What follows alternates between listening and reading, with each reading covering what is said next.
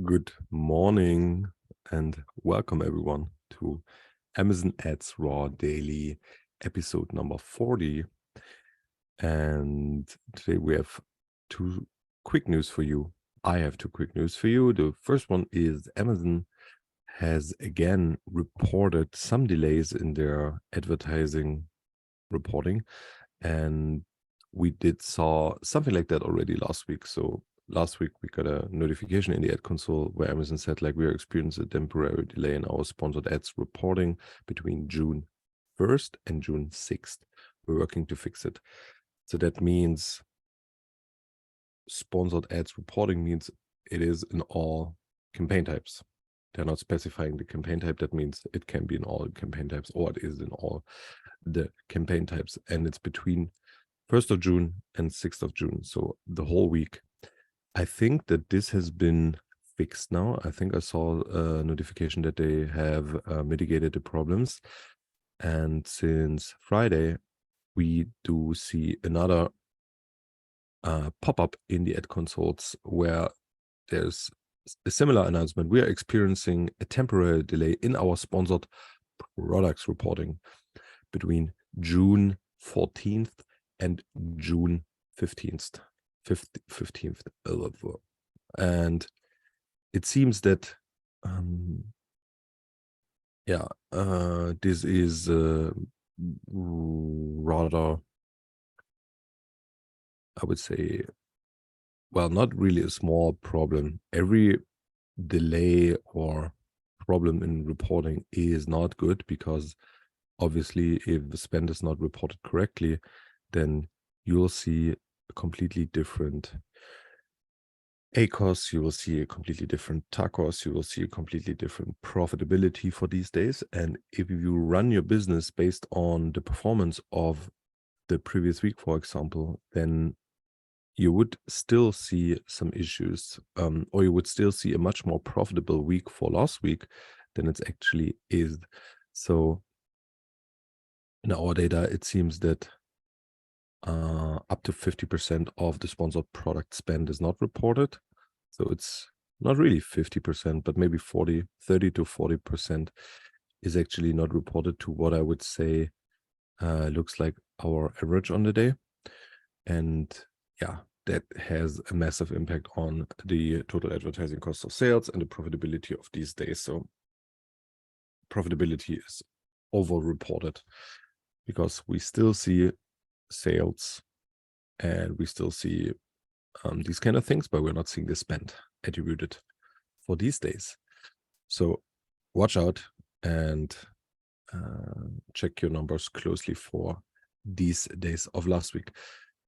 The second story for today is about the bankruptcy of a very big brand, which also happens to be an Amazon brand. I'm not even sure if they are also a D2C brand, but they are very big on Amazon and they have been already for a couple of years, and the company is called Instant Pot. I've heard of them before, but I did a little research before I started this episode, and it seems this company or this brand actually belongs to a bigger brand, which is called Instant Brands. And they also own brands like Pyrex, Corningware, Corel, and Chicago Cutlery. So they have a couple of different brands.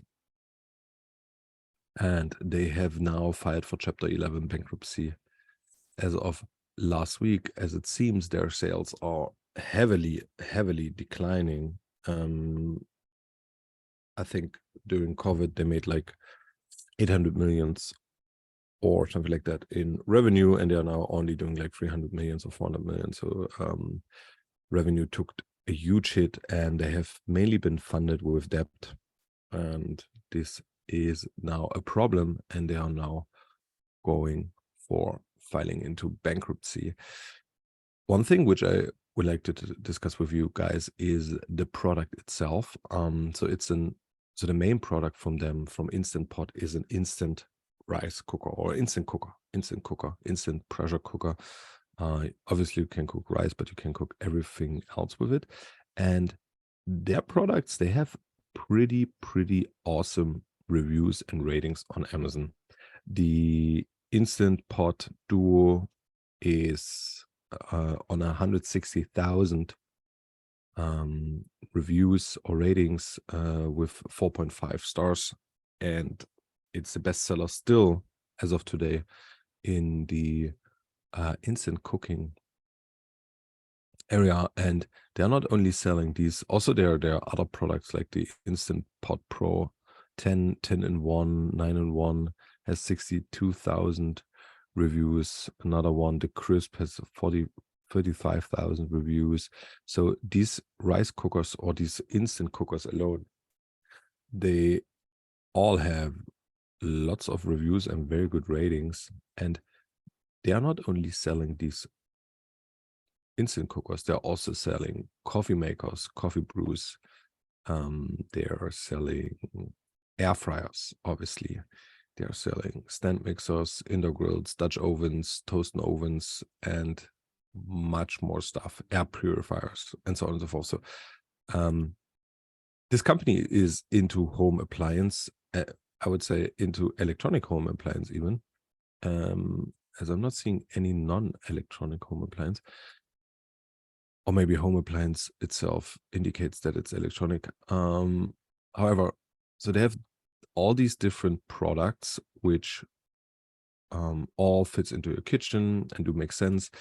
I've read a comment earlier today where somebody says like these instant pots, they came up roughly around 2009, 2010 when they became famous. And so it's nothing really new and inventive. It seems they have made a leap in the US, at least for customers or for homes, already for 10 years. And maybe, and the comment of what I was reading about asked about the question, maybe since they're around for that long time, and during COVID, we had a very high boom for home appliance products. Everyone was at home and everybody had money. The government, the US government, was even giving free money to the people, so they could either put it on investments on the stock market, which drove the stock market until November 22 into very high areas, 21, not 22, and or they could use the money to buy some electronic appliance for their home to make their life easier, better, whatever. So the question is, has this product eventually hit a market saturation that every household who wants such a thing already has such a thing, and therefore the demand of these products is going down?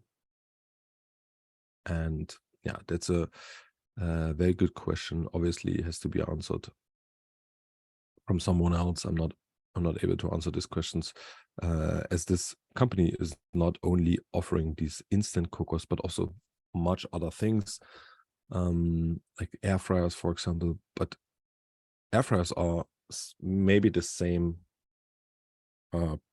maybe a similar product in the same situation, where air fryers is kind of a new thing.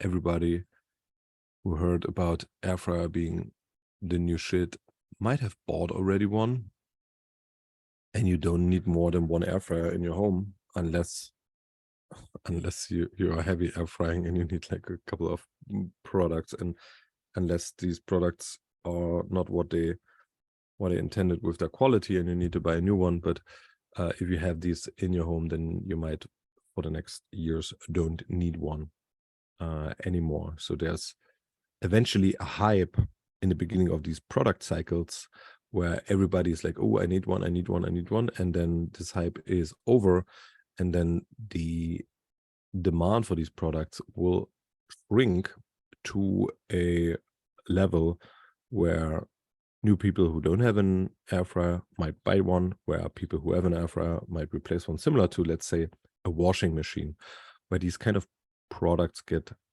commodity in terms of this thing belongs into a household and every household needs one or has one.